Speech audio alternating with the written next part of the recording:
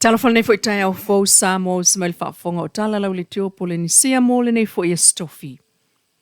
Ua wha ia whaafua se ia i se tasi o maota ua mau ona tala whaasolopito e le ngata o le ainga e ana le maota ai o Samoa. Ua mori mawina le mu ma whaina le vaveao le stofi lua tolu Janua le lua lua lima. Le maota tali malo tele sa avea mamata anga mata ngō fie i ta whala o le fiuanga o whale ula. Ele oilo ele taimine il mafua anga o le mu petai.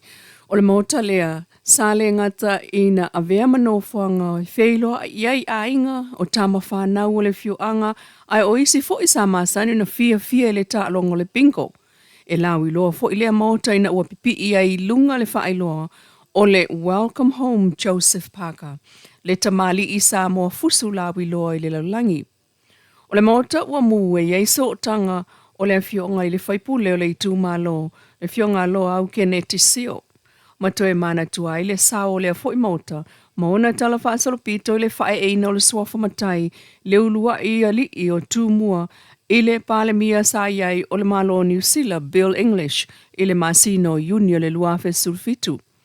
Na ta ua stasio matai longa i le atunu, o le tai au nei, talo whae i le mitanga, o lona loto e langona lava pe a nga i atu i le malai wa alele mamata mata atu i le mauta lea. O se vaenga o le tata wanga i whanua e mana tua i pea, le suinga ua iei fausanga wa sonei, fa atusa i mauta na sa wai, ai o le tasi lea o mata anga o le ala tele mota ngata whamlanga ai. Ai nisi o tala? Ua whaitawa ia sona toia e lewa o ngal whanau, ma ua whitawi tonu ai.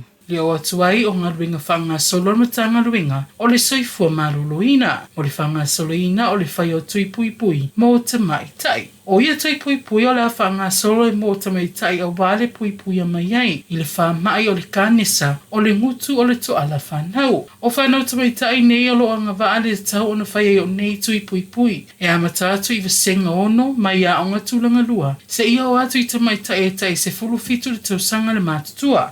Ina ia pui pui a mai ai le nei lamanga singasi o le ngutu o le toala whanau po le cervical cancer. Mai i se pepa whamtaranga mai matanga luenga le saifua maloloina i lunga o le latau i tūlau. O loo whailo mai ai leo na i ai o le whaatino o tui pui pui mo le aitua inga kanisa e mawai ta mai tai. A o le i o mai ma sino February e toi tau whai ia e umai a o ngā.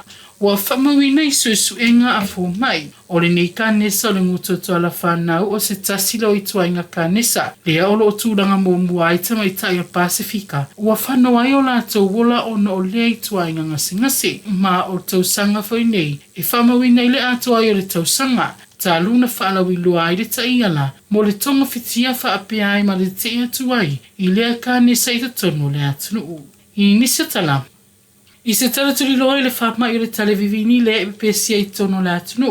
O whamawina mai reporti o na tanga ringo se fua maloloina. O le masina lava i o se te malu o lua whana whamawina i le pepesia o le whamai. Mai lava i le masina. E o atu i le to o toru se lau lima sulua le o whai o tangata. Na masalumia ma whaamaunia le awhia ai i le a whamai. Se lau iwa sutasi na amata o na masalumia le awhia. A o lea ua lua se fulfale i si fwai numera. Lea ua whaupopo atuai. Ai o vātuma le toru se lau.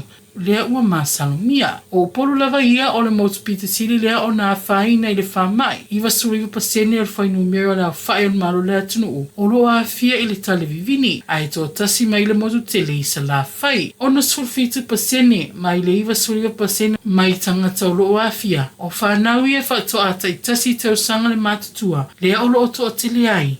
Le fuai numera. O whanau la iti, ua atu le numero i la tau na awhia. I le silau ma le lima, i le tai lima na i la lotau sanga le mātutua. Ua whailo mai fo i le neira pepa o whaamtalanga. Ua amata o na tele se fuai numera. O alo ma whanau lea ua mai au na whaatino.